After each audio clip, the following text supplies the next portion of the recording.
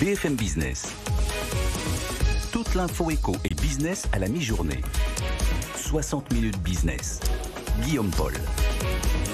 Midi 21, voilà, on est de retour dans 60 minutes business sur BFM Business et c'est donc Raphaël Gorgé qui est avec nous. Bonjour Monsieur Gorgé. Bonjour. Bonjour, président du groupe Gorgé, alors qu'on ne présente plus, holding industriel présent dans de nombreux métiers à très forte valeur ajoutée. Il y a l'impression 3D, il y a le conseil en ingénierie, il y a la protection des installations à risque, les systèmes intelligents de sûreté, qui a été récompensé par BFM Business, c'était lundi soir, un grand prix des ETI en matière d'innovation. Ben oui, parce que je voyais ça, il y a 11% du chiffre d'affaires tous les ans qui est réinjecté dans la R&D, l'innovation. 11%, c'est ça, Raphaël Gorgé? Oui, c'est tout à fait. Alors, oui. D'abord, je vous remercie une nouvelle fois pour ce prix. L'innovation, c'est au cœur du groupe. C'est développer des nouveaux produits, c'est accompagner les nouvelles tendances, les ruptures technologiques. Donc, ça nécessite de réinvestir sans arrêt. Et quand on a la chance de voir ces investissements couronnés de succès, c'est la concrétisation pour un groupe industriel. Alors, holding industriel, présent dans les métiers à très forte valeur ajoutée, il y a superposition de métiers aujourd'hui.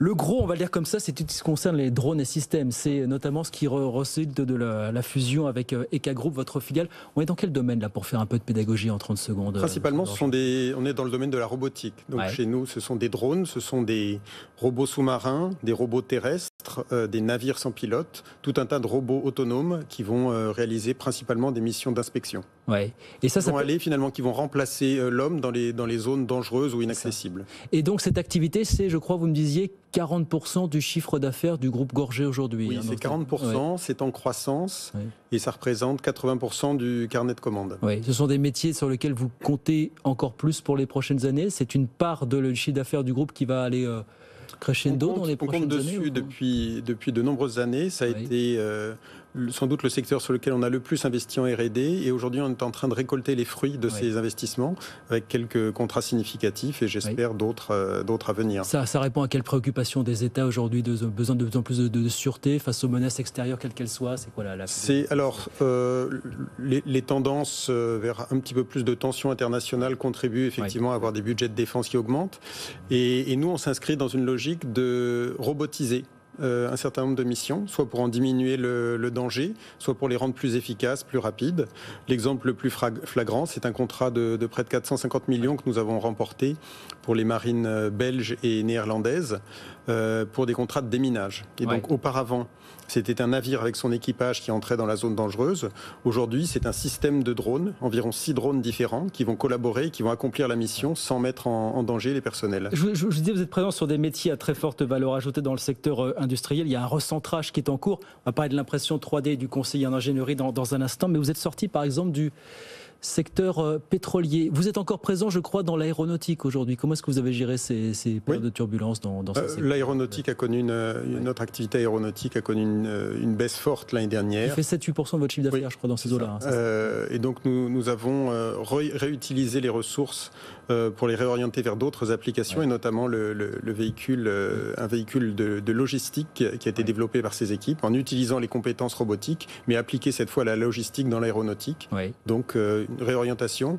Aujourd'hui, on est assez confiant dans les perspectives de l'aéronautique, puisqu'une fois qu'on a redescendu notre point de base, on attend paradoxalement des croissances assez fortes dans les 3 à 4 années à venir. Le secteur pétrolier, en revanche, vous avez tourné la page. On est complètement sorti. Tourné la page, voilà. Donc, recentrage, alors on le disait effectivement, protection des installations à risque.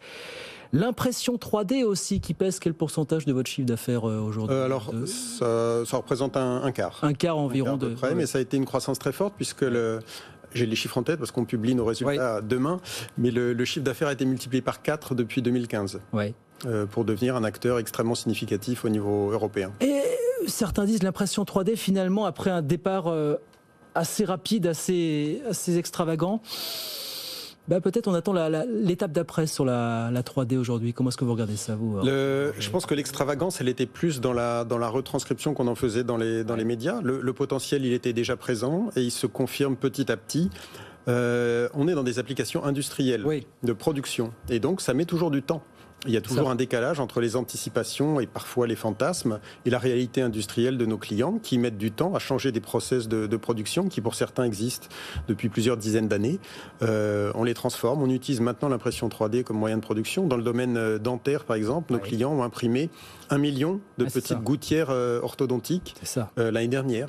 On est de la production de masse. Il y a le dentaire, il y a la bijouterie joaillerie aussi qui offre pas mal d'opportunités. Mais vous dites aujourd'hui, effectivement, pendant ces années, on a davantage parlé de la technologie, on s'est émerveillé sur la technologie. Maintenant, c'est sur l'étendue des possibles qu'on s'émerveille finalement, l'étendue des applications potentielles. Mais vous dites aussi, il y a beaucoup de secteurs dans lesquels on n'a pas encore défriché tout ça finalement.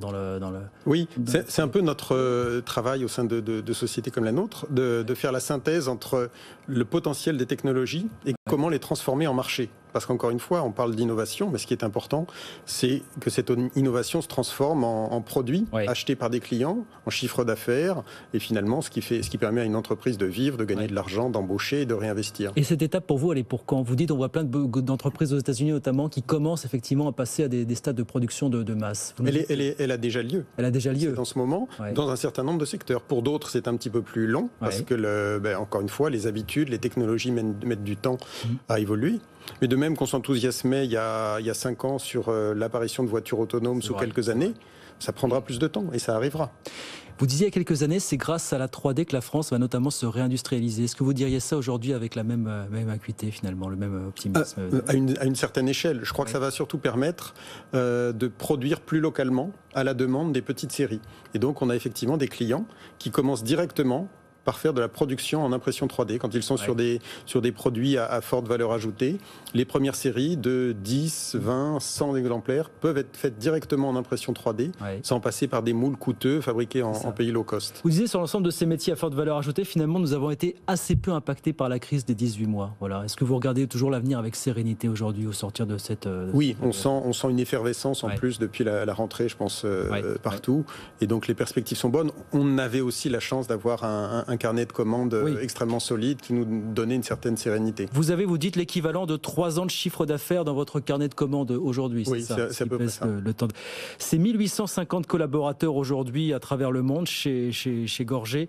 Je vous pose la question pour terminer, il nous reste quelques secondes, mais cette grande question, ce grand thème contemporain des pénuries de recrutement, est-ce que vous avez du mal à retrouver les personnels compétents dont vous avez besoin au jour le jour? Dans certains domaines, oui, à la fois parce qu'il y a de la tension et à la fois parce que les jeunes générations ont d'autres attentes. On essaye de traiter ces nouvelles attentes, plus de sens, plus de transparence, plus de visibilité, aussi plus de contrôle sur leur carrière.